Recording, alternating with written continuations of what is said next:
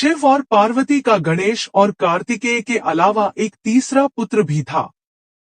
उसका नाम अंधक था। शिव ने उसे दैत्य हिरण्याक्ष को दे दिया था।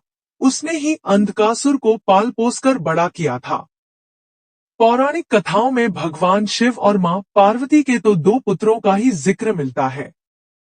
क्या आपको पता है कि शिव पार्वती का एक और पुत्र भी था जो राक्षस था? उसका नाम था अंधक, जिसे अंधकासुर के नाम से भी जानते थे। वामन पुराण में अंधक का जिक्र मिलता है। अंधक ने एक बार अपनी मां पार्वती पर ही बुरी नजर डाल दी और फिर वो ही उसके पतन का कारण बनी।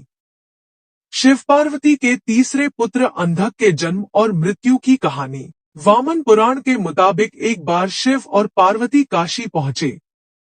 वहां भगवान शिव अपना मुंह पूर्व दिशा की तरफ करके बैठ गए। उसी दौरान पार्वती पीछे से आई और शिव की दोनों आंखें बंद कर दी। जैसे ही शिव की आंखें बंद हुई, पूरे संसार में अंधेरा छा गया। संसार को बचाने के लिए शिव ने अपनी तीसरी आंखें खोल दी। संसार में फिर से रोशनी लौट आई, मगर गर्मी इतनी तेज थी कि पार्वती को पसीना आ गया। पार्वती के पसीने की बूंदों से एक बच्चे का जन्म हुआ। वो बच्चा काफी बड़ा और रौद्र था। उसे देखकर पार्वती अचंभित हो गई।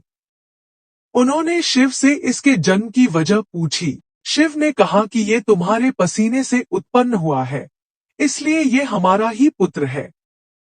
अंधेरे के कारण पैदा होने के चलते उसका नाम अंधक रखा गया।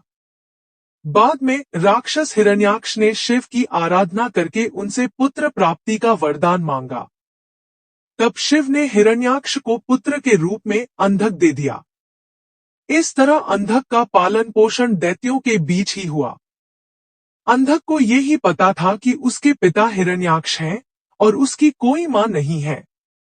आगे जाकर अंधक असुरों का सरदार बन गया। उसने ब्रह्मा की तपस्या की और यौन लालसा का वरदान मांगा। ब्रह्मा ने उसे वरदान दिया कि वह अपनी मां को छोड़कर किसी भी स्त्री के साथ संबंध बना सकता है। उन्होंने यह भी कहा कि अगर अंधक ने अपनी मां के साथ संबंध बनाए तो उसकी तुरंत मौत हो जाएगी। अंधक इस वरदान से काफी खुश हो गया। उसे लगा कि उसकी मां तो है ही नहीं, इस तरह उसकी मौत कभी नहीं होगी। धीरे धीरे अंधकासुर की शक्तियां बढ़ती गईं। वह देवताओं को हराकर तीनों लोकों का राजा बन गया। एक दिन उसके मन में